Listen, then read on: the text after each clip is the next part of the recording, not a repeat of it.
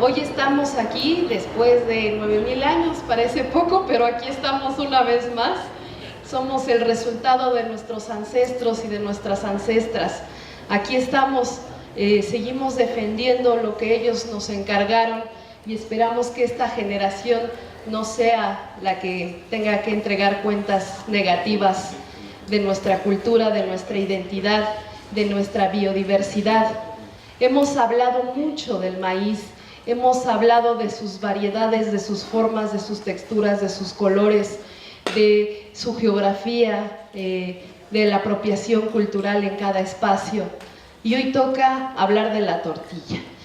Vamos a dar inicio de una vez con las participaciones y tendría que ser la primera, la parte del patrimonio cultural, biológico y culinario, y quién mejor que Cristina Barros para hacer esta participación. Muchas gracias.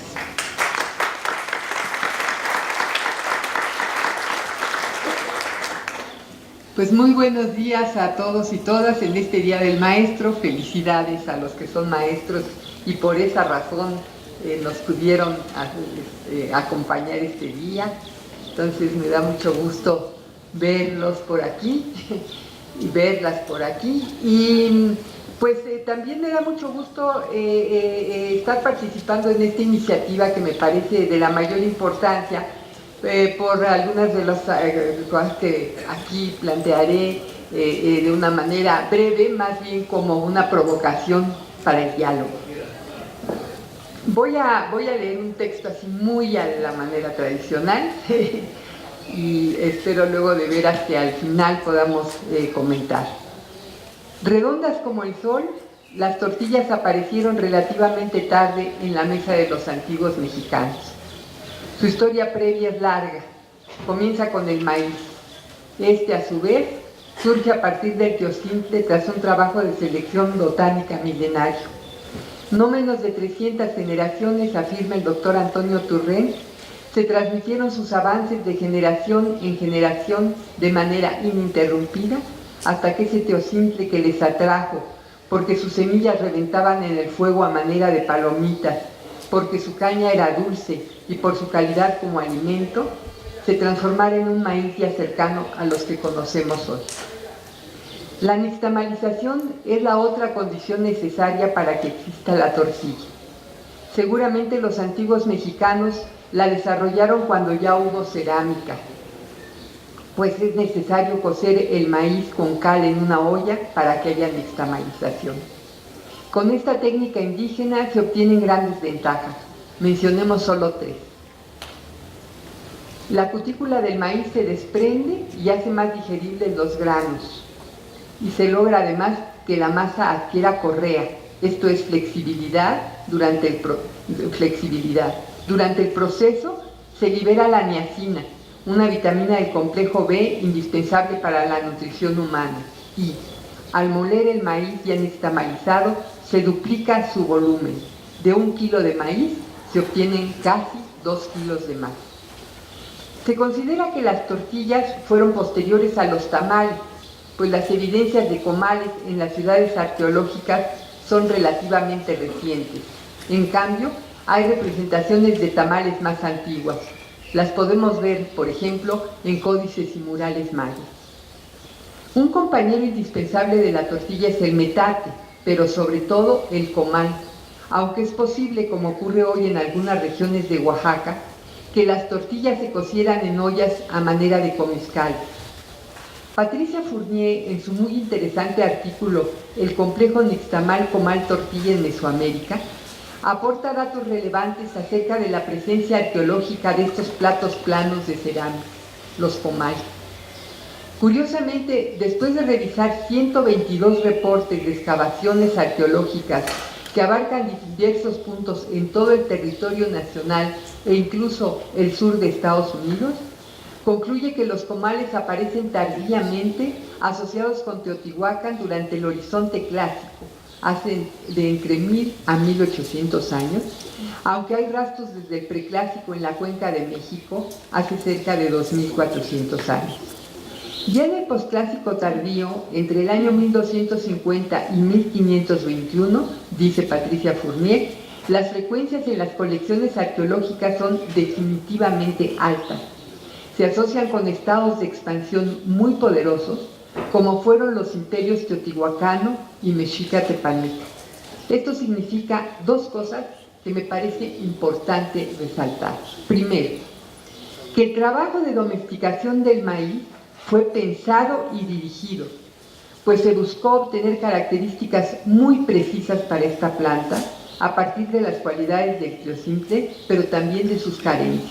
Por ejemplo, que las semillas estuvieran atadas al lolote para que no saltaran al madurar, que la mazorca tuviera más granos, que se aprovechara en los diferentes estadios de su desarrollo y que las hojas fueran más anchas y permitieran una mejor captación de la energía solar. Segundo, que de esta manera se obtuvo un alimento muy nutritivo, aprovechable no solo durante su crecimiento y eventual madurez, sino algo básico, que pudiera almacenarse por largo tiempo. Patricia Fournier retoma una cita de la Historia General de las Cosas de Nueva España, en la que se menciona que el maíz que se guardaba en las trojes de Tlatoani podía servir por muchos años. Se llega incluso a decir que hasta 20 años en las trojes. Tercero, que al sembrarlo con otras plantas en la milpa, se lograba obtener no solo maíz, sino calabaza, frijol, chile y quelites, que daban por resultado una nutrición completa y variada a lo largo de al menos 9 meses del año. Y cuarto, que una vez que contaron con el maíz, este se molió para obtener harina que mezclada con agua podía convertirse, por ejemplo, en tamales, como lo muestra la investigación realizada por Daniel Sizumbo, Patricia Colunga y Alondra Flores sobre el posible origen de la dieta mesoamericana.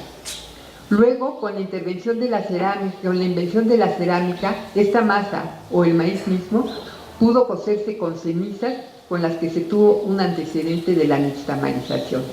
Finalmente, con esta masa nixtamalizada se duplicó el volumen del maíz y con la invención de la tortilla, delgada, fácil y rápida de cocer en los comales, que seguramente ya existían antes, pero en poca cantidad, más bien a manera de una plancha, hubo comida suficiente para alimentar a una población urbana trabajadora, muy diversificada, capaz de sostener ciudades de la importancia de Teotihuacán, Tenochtitlan o Tlatelolco. Pintores, ingenieros, arquitectos, albañiles, remeros, campesinos, diversos artesanos y artesanas, a las propias cocineras, a numerosas familias. Los soldados y mercaderes, como viajaban, consumían totopos, pinole de maíz mezclado con chía, con amaranto, con cacao, pozol, entre otras cosas. Además, se generó empleo para miles de campesinos que sembraron sus milpas, que eran autosuficientes y generaban excedentes. Recordemos que, como ocurre hoy, el cultivo del maíz permite que una parte del año se trabaje en el campo, pero la otra se dedique a labores como la albañilería y otros oficios, así como a la elaboración de artesanías. Con la masa de nixtamal no solo se elaboraron tortillas, sino que gracias a la creatividad de las cocineras mexicanas, las tortillas se convirtieron en enchiladas, tacos, tostadas, y también con masa se hicieron memelas, sopes, chalupas, bocoles, albutes, volcanes, guaraches, muy similares a los que había en la antigüedad. Leamos en la Historia General de las Cosas de Nueva España de Bernardino de Sahagún. El que vende solamente las tortillas, a las veces vende las que son gordas y otras veces las que son delgadas, unas redondas y otras prolongadas, y otras enrolladas hechas redondas, y las que tienen dentro masa de frijoles cocidos o por cocer, fofas, y las que tienen dentro ají molido o carne, y las que son dobladas, y las que son untadas con ají y hechas pella entre las manos, y las que están arrolladas y untadas con chilmole, y las que son amarillas y también las blancas. Venden también tortas anchas y muy delgadas, y otras que son anchas y groseras, y las tortillas de huevos, y las de masa mezcladas con miel que son como guantes, y otras hechas de maíz molido y crudo, y panecillos de Toluca, y tortillas cocidas debajo del rescoldo, y tortillas hechas de semilla de bledos, y otras tostadas, unas frías y otras calientes. En la mesa de Tlatoani había diferentes tortillas. Las tortillas que comían los señores, nos dicen en la misma relación, se llamaban totonquitlascali tlacuelpacholi, quiere decir tortillas blancas y calientes y dobladas, compuestas en un chiquihuitl y cubiertas con un paño blanco. Otras tortillas comían también cada día que se llamaban huitlascali, quiere decir tortillas grandes. Estas son muy blancas y muy delgadas y anchas y muy blandas. Comían también otras tortillas que llaman cuautlacali, son muy blancas, gruesas, grandes y ásperas. Otra manera de tortillas comían que llaman tlaxcapacholi, eran blancas y algo pardillas, de muy buen comer. También comían unos panecillos no redondos, sino largos, que llaman tlaxcalmimili. Son rollizos y blancos y de una longitud de un palmo o poco menos. Otra manera de tortillas eran las que llamaban tlaxecuali y tlaxcali, que eran ahojaldradas, eran de delicado comer. Y luego, esto es interesante, comían tortillas hechas con los diferentes estadios del maíz, dice. Comían unas ciertas tortillas hechas de las mazorcas tiernas del maíz, que se llaman elotlaxcali o xantlaxcali. Otra manera de tortillas hechas de las mazorquillas nuevas del maíz, que se dicen gilotlaxcali. Esto es, se hacían tortillas con los tres estadios del maíz, jilote, elote y maíz ya maduro, y seguramente gorditas con maíz camagua, que es el que está ya casi por llegar a su total maduración. Hay que destacar que la importancia de la tortilla como un alimento barato, de preparación relativamente sencilla, muy nutritivo y variado con lo que ella se puede lograr en la cocina, está vigente hasta nuestros días. Esto es, tiene menos de 1000 años de funcionar y funcionar muy bien. Tiene al menos 1000 años de funcionar y funcionar muy bien. Cuando en 2004 se presentó el expediente Pueblo de Maíz, la cocina ancestral de México, en el auditorio Jaime Torres Bodet de Lina, el embajador y economista Jesús Puente Leiva afirmó en su discurso que, comillas, ciertamente la cocina mexicana es diversidad enorme, cuyo referente común, santo y seña de identidad, es el maíz. Luego, citando al historiador y antropólogo Eric Wolf, recuerda que en Mesoamérica 75% de la energía que sostiene a diario a la población procede del maíz y que la tortilla aporta casi la mitad de las calorías que nutren a más de 100 millones de mexicanos, y que en 2/3 partes de la población este porcentaje, es decir, en Mesoamérica era el 75%, en nuestra época actual 47%, pero en algún porcentaje importante de la población hasta 70% de las calorías. Más adelante enfatiza, y esto me parece muy importante, digamos, prestarle atención. Una consideración socioeconómica relevante, dice Puente Leiva. Con el maíz, la población de México cubre su alimentación baja a un costo bajísimo. A precios de mercado, el valor de las tortillas a que corresponde dicho consumo equivale solamente a 1% del Producto Interno Bruto. Ciertamente, enfatiza Puente Leiva, es difícil imaginar en cualquier parte del mundo un costo tan bajo para sostener la alimentación básica de un país de importantes dimensiones demográficas. Si a esto agregamos que las pequeñas unidades agrícolas, muchas de ellas milpas, generan 50% de los empleos del campo, aquilatamos aún más la importancia del maíz, y esto no solo desde el punto de vista económico.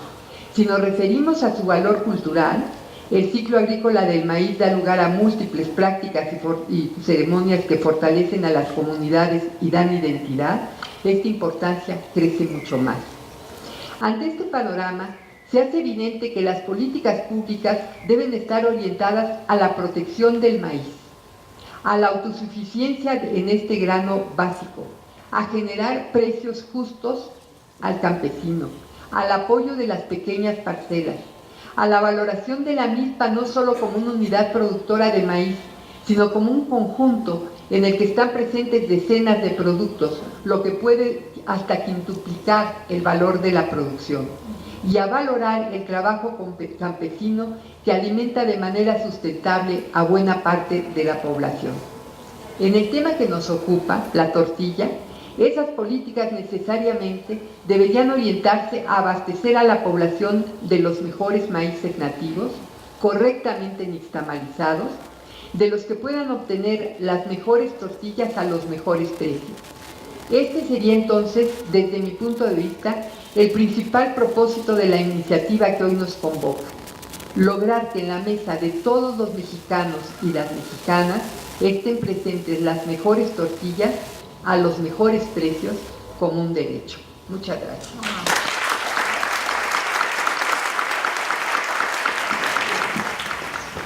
Pues es un honor para mí compartir estas coincidencias con Cristina, con Rafa, con Francia, gracias a la Organización de Consumidores Orgánicos, pero sobre todo porque nos vuelve a reunir a estas caras conocidas y a nuevas caras en una coincidencia coyuntural de geopolítica, de cambio ambiental, de la transición a un Estado de Derecho y, por qué no decirlo, de electoral, que nuevamente nos trae a la mente un rayito de esperanza que siempre cada 6 años seguimos nosotros insistiendo en tener esperanza de que hubiera una oportunidad de participación ciudadana con más justicia. Y como bien decía Francia, el artículo 4 de la Constitución desde el 2011, que gracias a muchos de los que están aquí sentados se reconoció el derecho a la alimentación, tiene varias virtudes, pero voy a reconocer primero 3 características de la alimentación que debemos tener por derecho: nutritiva, suficiente y de calidad. Estas 3 características, que al no tener todavía una ley, nos da una oportunidad para que imaginemos entre todos y todas cuál debiera ser entonces el mínimo vital del derecho a la alimentación en México. Si partimos de que la tortilla, como ya dijo Cristina, es la base calórica de la canasta alimentaria de los mexicanos, entonces la tortilla tendría que ser la base de cualquier política alimentaria en México.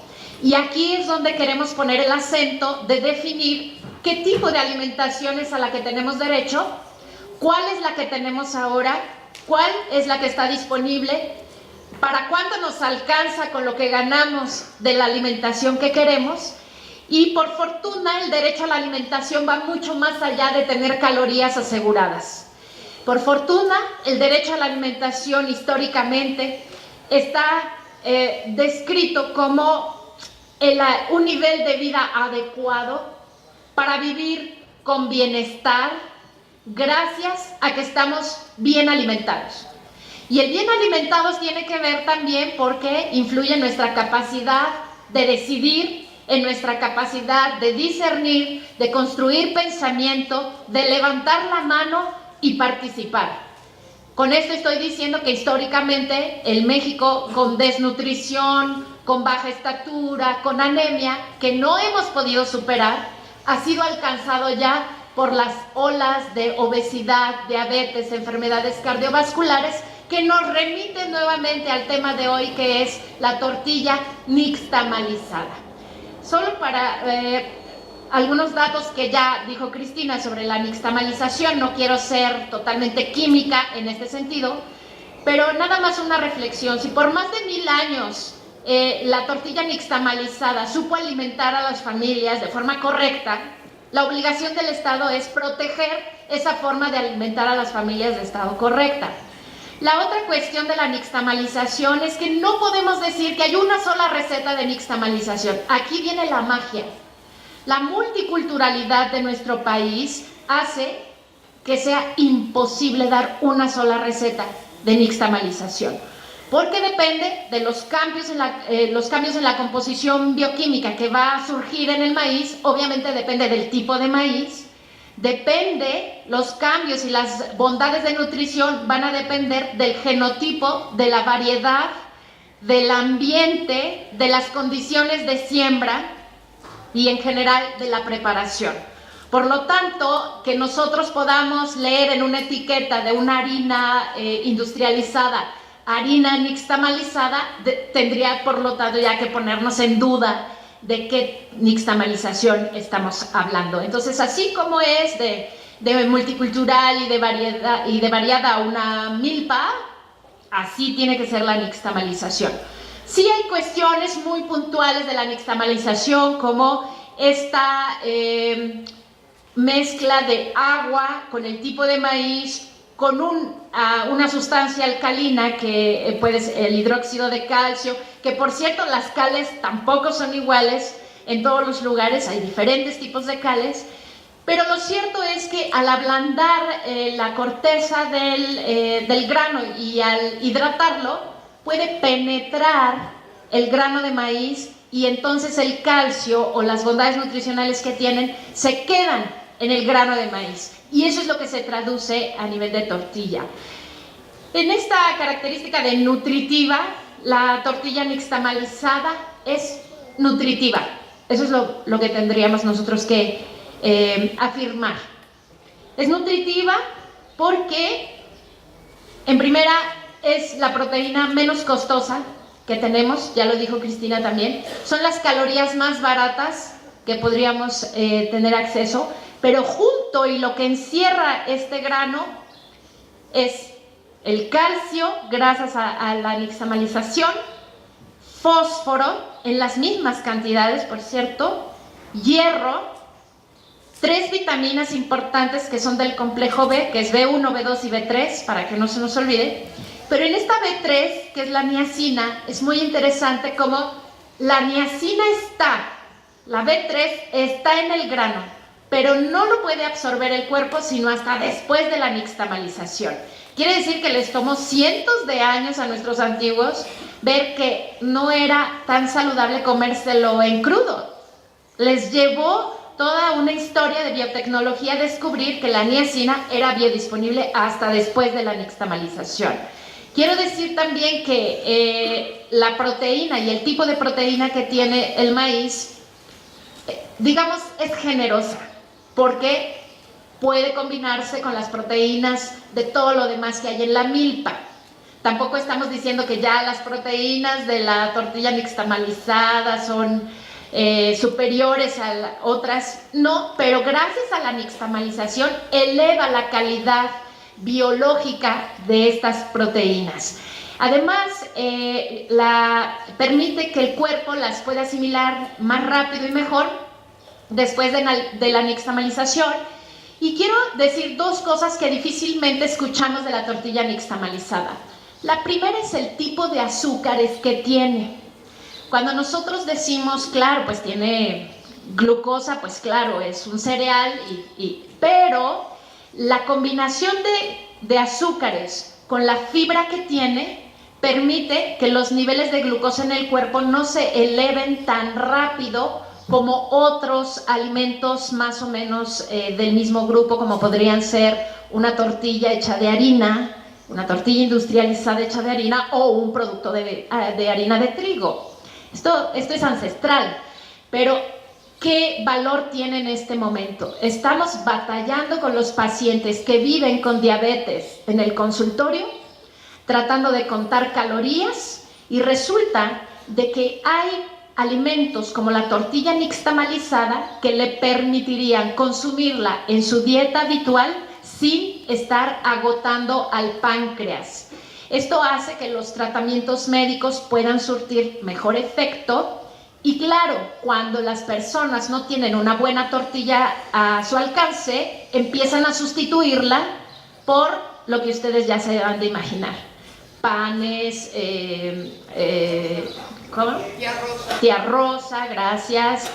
Todo lo que tiene que ver con Tío Bimbo, ¿no? Y todo lo que tiene que ver con lo que una persona necesitaría de su casa. Si no tiene una buena tortilla antes de salir de casa, lo puede sustituir con cualquier cosa. Pero esto de sustitución también lo pongo en duda porque una de mis conclusiones después de esta reflexión es que la tortilla nixtamalizada no tiene sustitutos. La tortilla industrializada de maíz y sobre todo con un nivel de procesamiento mayor es otro producto.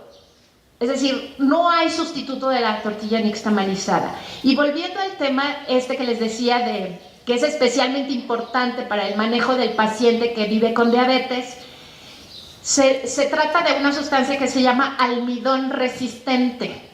El almidón resistente que tiene la tortilla es que se hidrata y después esta tortilla nixtamalizada se calienta, se enfría, la guardamos en el refrigerador, la volvemos a calentar y este almidón es cada vez más una fibra. Quiere decir que conforme pasa el tiempo del reposo de la masa y de las tortillas van adquiriendo una fibra más potente.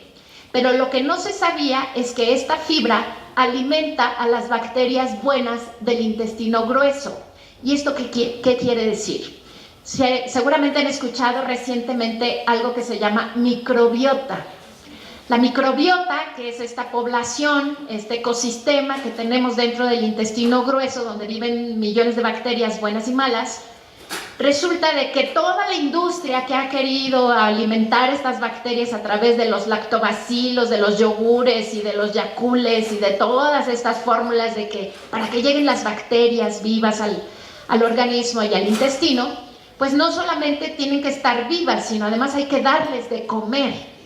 Lo que se ha encontrado es que la tortilla nixtamalizada es un itacate ideal para las bacterias que viven en el colon. ¿Y qué tiene que ver esto con nosotros? Pues nada, que una microbiota desequilibrada tiene mayor riesgo de padecer cáncer de colon, diabetes y obesidad. Esto está vinculado con otro momento de la vida, que no me voy a extender porque no es el tema de hoy, pero sí que los nacimientos por vagina, que en lugar de los nacimientos por cesárea, cuando la criatura atraviesa la vagina, es su primera población de bacterias, que es lo primero que llega a poblar el intestino grueso. Si nosotros lográramos mayor número de nacimientos por vagina, tuviéramos probablemente menos síndrome metabólico, esto es de lo nuevo que están estudiando en el Instituto Nacional de Nutrición, tuviéramos menos elevaciones de colesterol y triglicéridos, menos enfermedades cardiovasculares. Y una vez que tenemos esa población de bacterias, que por cierto son arrasadas por los tratamientos excesivos de antibióticos, es decir, los nacimientos por vagina, la lactancia materna, que sería el primer alimento para estas bacterias, y una canasta mexicana alimentaria que pudiera mantener estas bacterias de por vida, podría ser una política de salud mucho menos costosa, más impactante y vinculada con una gran política alimentaria que ayude a movilizar un modelo económico de forma sostenida y sustentable. Si no podemos negar el milagro de la nutrición. El milagro de la nutrición es no cuántas vitaminas le pueden adicionar a una harina de maíz, ni cuántas variedades nos pueden ofrecer, porque hoy la industria nos quiere vender la nutrición a través de un etiquetado, ¿no?, que dice adicionado con calcio, y miren, tiene más calcio que la tortilla nixtamalizada, y está adicionado con un paquete de vitaminas del complejo B más que la tortilla nixtamalizada. Pero a la tortilla nixtamalizada, a través del proceso de cocción, se le pierden vitaminas del complejo B, ¿no? No, la biodisponibilidad, que se ha probado por más de 1000 años, funciona, y funciona bien. Entonces, eso es en cuanto al pilar de la nutrición, y terminaría con estos dos canales. Cuando el derecho a la alimentación en México nos dice tenemos derecho a una tortilla suficiente, la tortilla nixtamalizada es la única que nos puede garantizar un futuro seguro de tortillas, porque está hecha con maíces que van a mantener la vida no solo de la tierra, sino de las personas que viven a su alrededor y que se mantienen de ello. Entonces, si en lugar de que la tortilla nixtamalizada hubiera sido protegida por el Estado, ha sido al contrario, ha abierto las puertas de comercialización que la han afectado. ¿Y esto en qué ha derivado? Hay menor consumo de tortillas de maíz en general, es decir, si somos más mexicanos, lo obvio sería que se consumiera más tortilla. En 1991 había 100,000 tortillerías que han ido disminuyéndose, es decir, no abrimos más tortillerías en este país. Vamos alrededor de las 70,000 y somos 120 millones de mexicanos con un paladar listo para una tortilla nixtamalizada. Entonces, la tortilla nixtamalizada además es la única que nos puede garantizar la producción de diversos platillos, como también ya lo dijo Cristina. No todas las harinas sirven para hacer todos los platillos. La nixtamalizada ha probado su amplísima variedad en la cocina mexicana. Y por último, este canal de la calidad. La Constitución dice, tenemos derecho a una alimentación de calidad. La calidad, y hablando en el mercado, que es donde más o menos se han querido definir la calidad, ustedes recordarán que hay una obsesión por la tortilla blanca, ¿no? Las marcas pelean entre ellas a ver quién ofrece la tortilla más blanca, ¿no? Por un asunto extraño, sociológico, que quiso posicionar en la mente de los clientes un producto que satisfaciera esta perspectiva, de querer una tortilla blanca, ¿no? Entonces, la blancura, pues se da con blanqueadores, ¿no? Entonces, la industria que genera estos aditivos para ofrecer un producto más o menos como el que la gente se imagina que quiere el mercado, ha generado, imagínense, suavizantes, blanqueadores, texturizadores, conservadores de apariencia, así se venden en la industria química, conservadores de apariencia, especialmente para tortillas nixtamalizadas, durabilidad, conservadores de durabilidad, saborizantes, antiadherentes y lubricantes. Entonces, en un concepto básico de alimentación sana, se tiene que hacer uso de la gran pirámide, no del plato del bien comer, ni de la pirámide, eso vendrá después. Nivel de procesamiento. Los de mínimo nivel de procesamiento son los que debieran estar a diario en nuestras mesas y sería el primer alimento dentro de una canasta básica alimentaria como base de la política social. Entonces, los alimentos que solo necesitan calor para ser consumidos y los que necesitan calor y al menos un ingrediente, que no estamos peleados con algunos químicos, pues no quiere decir que todos los químicos sean negativos, pero en esta base de ¿qué se podrían comer crudo, por ejemplo, que no necesita ni calor para ser consumido? ¿Cuál? Fruta, verdura, ¿no? Agua, algunas semillas, ¿no? Segundo nivel de procesamiento es lo que necesita al menos calor y otra cosa para ser consumido. Ahí es donde entran las tortillas nixtamalizadas. Y además, pues los frijoles calentados y un huevo cocido y la leche, ¿no? Pero imagínense si yo le pongo suavizantes, colorantes, conservadores, ¿no? Estabilizadores de apariencia. No, ya la tortilla industrializada, de hecho, tendría que quedar en un nivel superior en esta pirámide de procesamiento. Por lo tanto, nosotros decimos que en esta cuestión de la calidad, hay que decir, el endospermo del maíz, ahí, y los que saben más, los que hacen tortillas todos los días, saben que de eso depende la calidad de una tortilla. La calidad de una tortilla debe ser detectada por el paladar de todos los mexicanos y las mexicanas. ¿Por qué nos comemos una tortilla horrorosa que huele a cloro, que es quebradiza, que no puede uno hacer un taco? ¿Por qué no la rechazamos?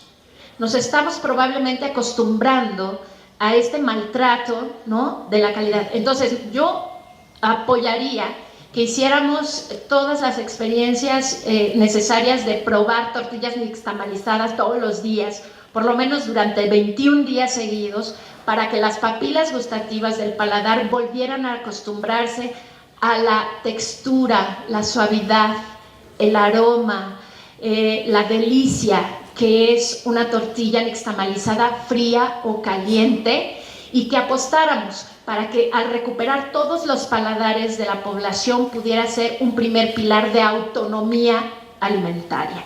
Esto no va a suceder si no hay una exposición continua de tortillas. Para lograr recuperar la cultura, como lo hicieron nuestros ancestros, necesitamos primero ver esto todos los días.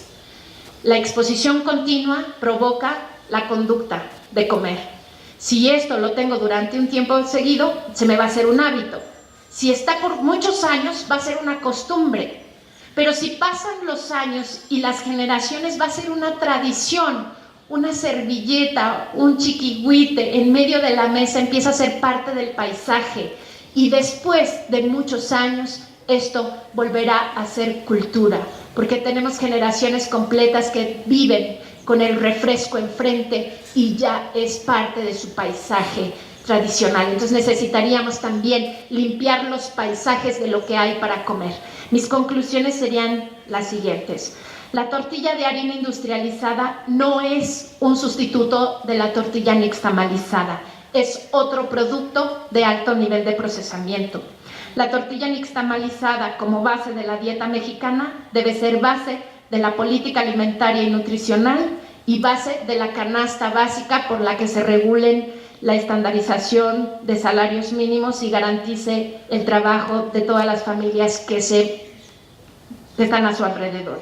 La tortilla nixtamalizada es la única que puede garantizar la sostenibilidad y la disponibilidad en el futuro incierto de la alimentación, y los procesos sociales de la tortilla de maíz nixtamalizada favorecen el trabajo, el derecho al trabajo, al modo de vivir, el derecho a la salud y a la alimentación, por lo tanto, el goce de todos los demás derechos. Entonces, esto es, y que la tortilla nixtamalizada es propicia para combatir los problemas de salud y nutrición que hoy están ocupando las camas de hospitales y también las cifras de muerte. Pues hasta aquí. Muchas gracias.